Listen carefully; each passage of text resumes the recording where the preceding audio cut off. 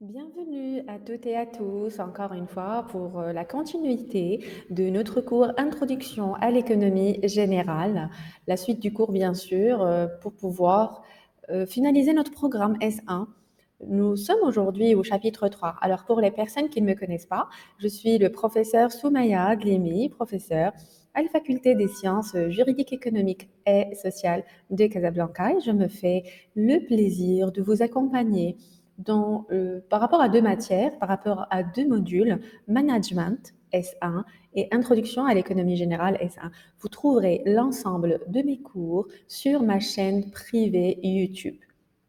D'accord? Il suffit juste de taper Soumaya Dlemi sur la chaîne YouTube et vous allez trouver tous les cours Management S1, S2 et Introduction à l'économie générale.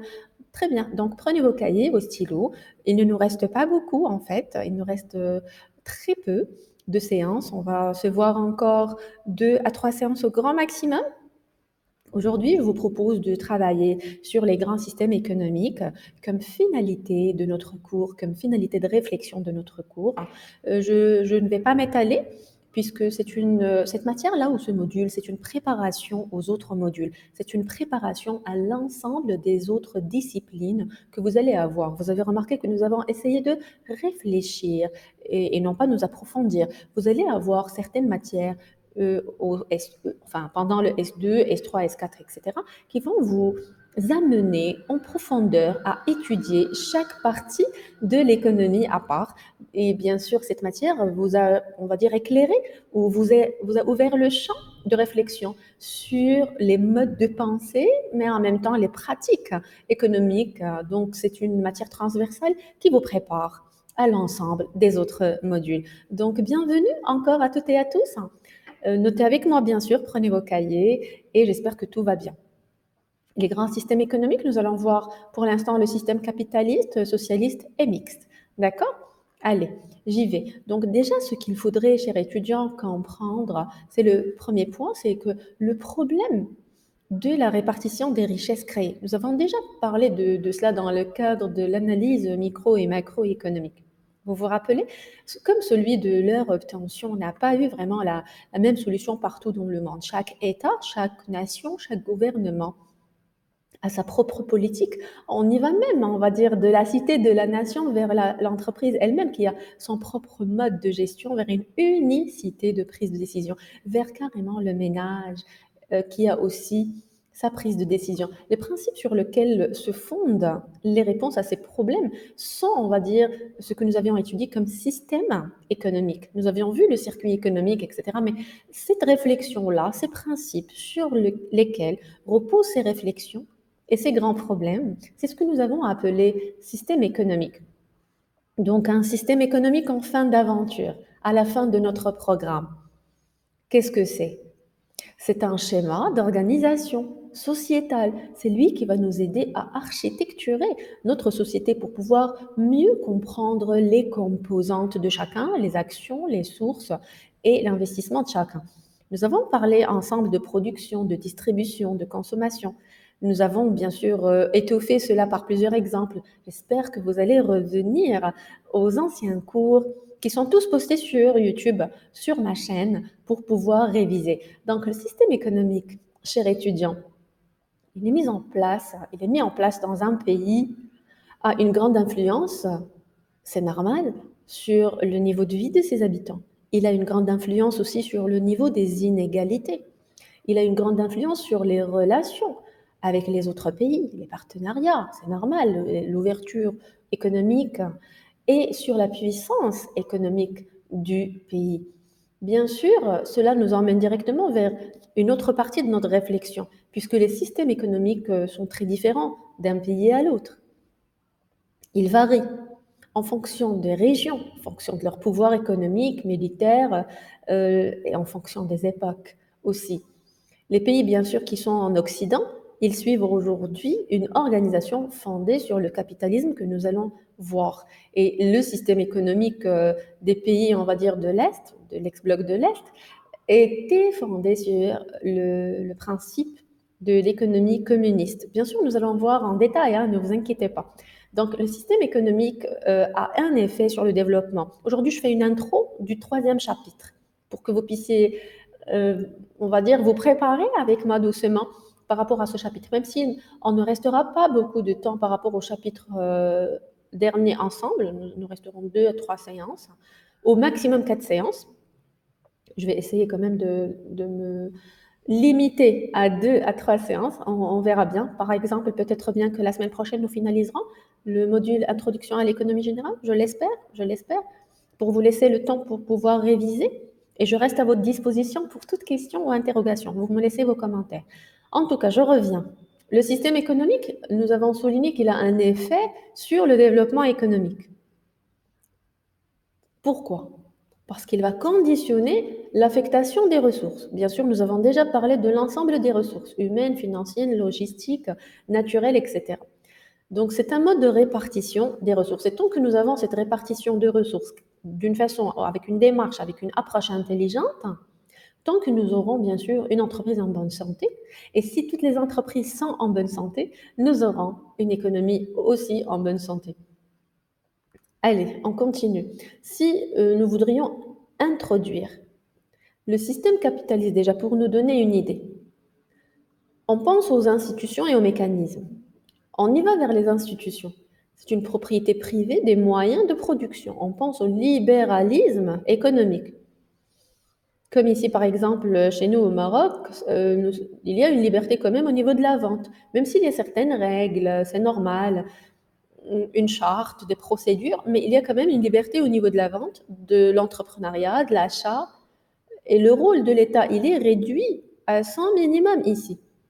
Quel est l'objectif?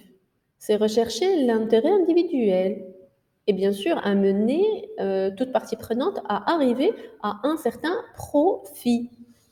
Les mécanismes sur lesquels repose cette vision ou ce système, il s'agit d'abord d'un système régulé par le marché. C'est le marché qui va déterminer, on va dire, la façon avec laquelle sera son fonctionnement.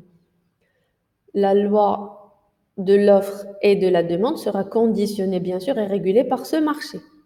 Et cette structure va nous amener vers le libéralisme. Donc, cette structure de régulation va découler, on va dire, va découler du libéralisme, puisque nous sommes libres d'achat, libres de vente par rapport à la vente, libres par rapport à l'entrepreneuriat. Les caractéristiques alors de ce système capitaliste, nous allons essayer de les découvrir doucement. Il y a de la liberté déjà d'entreprendre, en prenant en considération l'ensemble des risques qui sont associés à cet acte. Éventuellement, bien sûr, dirigés ou limités ou pondérés par des systèmes, comme je vous ai dit tout à l'heure, des frontières qui sont là, des règles, oui. En tout cas, il y a de l'appropriation privée possible de services, par exemple, là j'ai donné un simple exemple de l'eau, et de ressources naturelles, plus ou moins difficilement. Pourquoi? Parce que tout simplement, elles sont plus coûteuses, renouvelables ou non renouvelables. Il y a certaines contraintes qui jouent ici, mais tout de même, il est possible de s'alimenter, d'acheter des ressources. Il y a la possibilité d'agir et d'interréagir. D'accord? Là, j'ai mis quelques exemples. Le cas d'une espèce qui disparaîtrait suite à la surexploitation ou non renouvelable aux échelles humaines de temps. Nous avons déjà inclus, vous vous rappelez, dans notre cours, les ressources durables, non durables et les ressources rares qui se font rares de plus en plus et qui peuvent bloquer la production. Bon, je passe. Je vais juste arranger un tout petit peu l'image. Voilà. Voilà, très bien. Allez, je continue. Alors, une certaine liberté d'échange économique est visible dans cette partie-là, avec la recherche du profit, puisque c'est l'objectif le plus primordial que nous recherchons. Pour quelle raison? Parce que nous prenons en considération l'importance de rémunérer les actionnaires ou au moins compenser leur prise de risque dans le fait d'entreprendre. Bien sûr, il y a la possibilité d'accumulation du capital qui va nous mener vers bien sûr, de nouveaux ères, et le salariat et le développement lorsque nous parlons du marché du travail, va aussi être un élément que nous prenons en considération dans ce cas. Alors, vous avez remarqué, j'ai été rapide, je sais, mais c'est juste en fait un démarrage de notre chapitre. Donc, je voudrais d'abord vous donner une vision globale. D'accord? Donc, le système socialiste, si on va aussi faire la même chose pour pouvoir comprendre institutions, objectifs et mécanismes. C'est d'abord une propriété collective des moyens de production. On voit l'entreprise tel un système dans lequel il y a la collectivité, il y a la production collective, mais il y a la dictature du prolétariat par le biais de quoi? D'un parti qui est unique, qui est communiste. D'accord? L'objectif de ce type de système, la présence en fait d'une société sans classe où chacun peut satisfaire ses besoins. Donc on va beaucoup plus avoir une équité, une justice au niveau de la prise de décision, au niveau de l'implication, au niveau de l'action. Il y a de la régulation de l'activité comme mécanisme qui règne. Pourquoi? Parce qu'on le voit comme un plan impératif pour pouvoir arriver justement à ce socialisme. C'est vrai qu'à travers cette justice et cette équité, on peut avoir une distribution équitable par rapport aux fonctions et aux tâches, mais nous avons le contrôle du commerce extérieur par l'État. D'accord? Je continue. Mhm.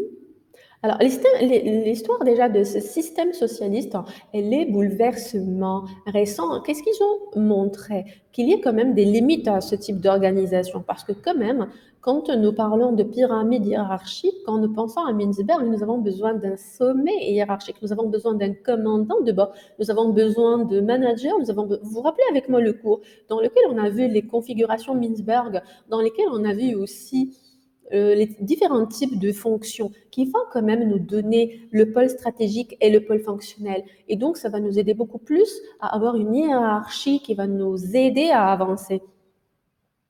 Le fait d'être dans ce type d'organisation va peut-être mener vers un dysfonctionnement inévitable lié à une régulation économique centralisée entre les mains de l'État, chose qui ne pourra pas vraiment rendre la chose prospère. Voilà. Donc, je passe à... Alors, lorsque, lorsque je vous propose les grands courants de la pensée économique, c'est en fait pour vous mettre dans le bain, puisque vous serez de futurs économistes. Et bien sûr, vous inspirer des pratiques managériales qui vous intéressent le plus pour pouvoir être actif, réactif par rapport à un marché perturbé ou en mouvance. Donc, tous les économistes n'ont pas la même perception ni la même conception de l'économie et de ses mécanismes. C'est en fonction de tous les éléments que nous avons vus, chers étudiants. Et bien sûr, les courants de pensée fondateurs sont l'école classique marxiste et néoclassique. Il est vrai qu'en S2, en management, vous allez avoir ces pôles-là et vous pourriez les étudier. Maintenant, dans ce champ de notre module, dans ce champ qui est limité de notre module, nous allons commencer, mais comme je vous ai dit, nous n'allons pas vraiment partir en profondeur pour pouvoir vous donner un avant-goût, un aperçu et vous laisser en S2 pour pouvoir vous approfondir. Voilà. Donc, si je fais appel à l'école classique, que je ne détaillerai pas, d'accord? Si vous êtes intéressé, par contre, je vous envoie comme référence sur toujours ma chaîne YouTube, j'ai posté le cours Management S2. D'accord? Sur ma chaîne YouTube, vous pourrez rentrer, cliquer juste sur vidéo en haut et vous allez avoir toutes les vidéos en bas, Management S2, et j'ai posté plusieurs vidéos concernant l'école classique. Donc, les fondateurs déjà, c'est Adam Smith, Ricardo, euh, j'en passe. La principale chose à retenir, c'est que l'intérêt individuel est le moteur de toute action humaine. D'accord? Les principes de cette école sont que les individus et les entrepreneurs ont des comportements rationnels en matière de consommation, de production. Il y a la main invisible, le laisser-faire, le laisser-passer, le marché régulateur de l'économie et le rôle neutre de la monnaie. Donc, l'école classique, bien sûr, avec plusieurs auteurs, plusieurs économistes, nous encourage à quoi? Nous encourage en fait à réfléchir autour de la rationalisation du comportement pour que tout soit dans un esprit scientifique, mais en même temps pour garantir la performance. Si je vous emmène dans cette vidéo ou dans ce cours introductif à la pensée marxiste, ça va être beaucoup plus différent. Regardez avec moi. Le marxisme, c'est une analyse du système capitaliste et de ses contradictions. Le capitalisme a engendré, on va dire, des classes sociales.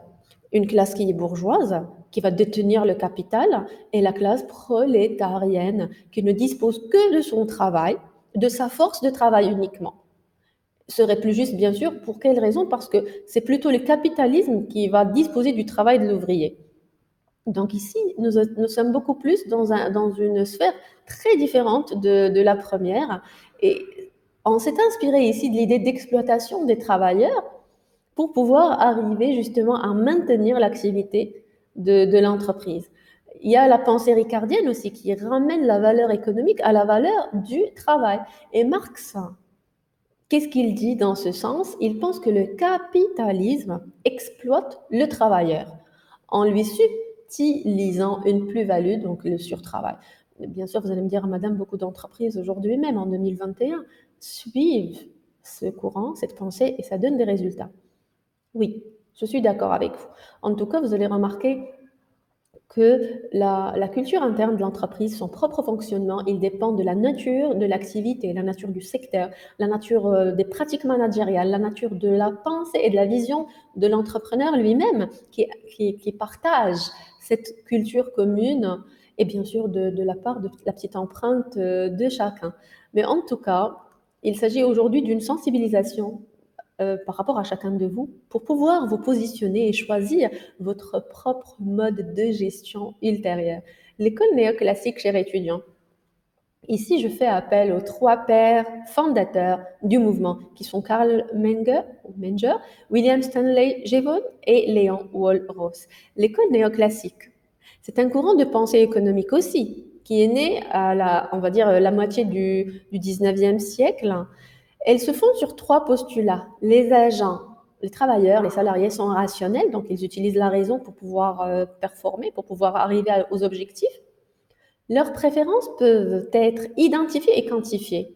Lorsque nous avons aujourd'hui des réunions avec une possibilité d'action, tout doit être quantifié et identifié.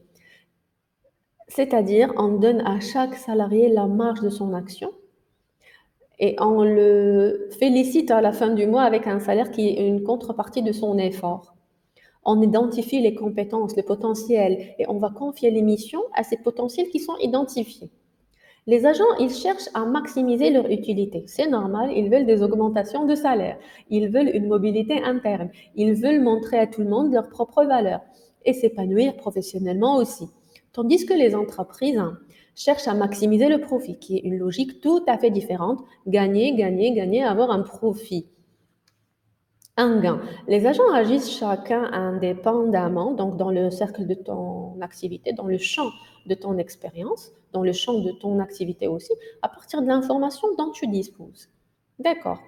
Pour l'instant, je pense que c'est clair. Alors, par rapport à la pensée keynésienne et la pensée libérale néoclassique, toujours dans la pensée économique contemporaine, je vous emmène directement vers la pensée keynésienne.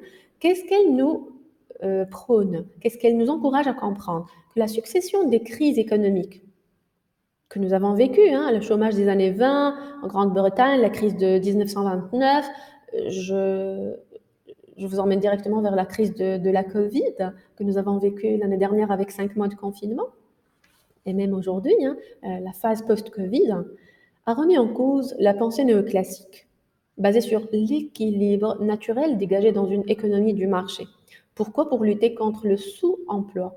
Et ici, Keynes, il propose une intervention active de l'État pour réguler justement cette activité économique. Vous avez remarqué un chamboulement total et exhaustif des pratiques managériales et des pratiques économiques lors du confinement pour pouvoir s'adapter justement à cet effet de la crise et aux conséquences dues à la crise. Et là, bien sûr, l'État intervient pour pouvoir réguler cette activité économique. Bien sûr, les principes sont clairs, l'approche macro, calcul prévisionnel des entrepreneurs, la demande d'effectifs et l'État qui doit agir. Bon, par rapport à la suite, je vais vous donner rendez-vous dans la future séance pour pouvoir aller en profondeur, d'accord, pour pouvoir mieux comprendre les choses. Et peut-être, j'ai prévu des examens blancs suite à la demande de plusieurs étudiants et aussi de la correction de certains examens des années précédentes. Voilà, je vous demande, s'il vous plaît, de schématiser, de réviser. L'examen est vraiment proche. Prenez soin de vous, restez motivés et à très, très bientôt.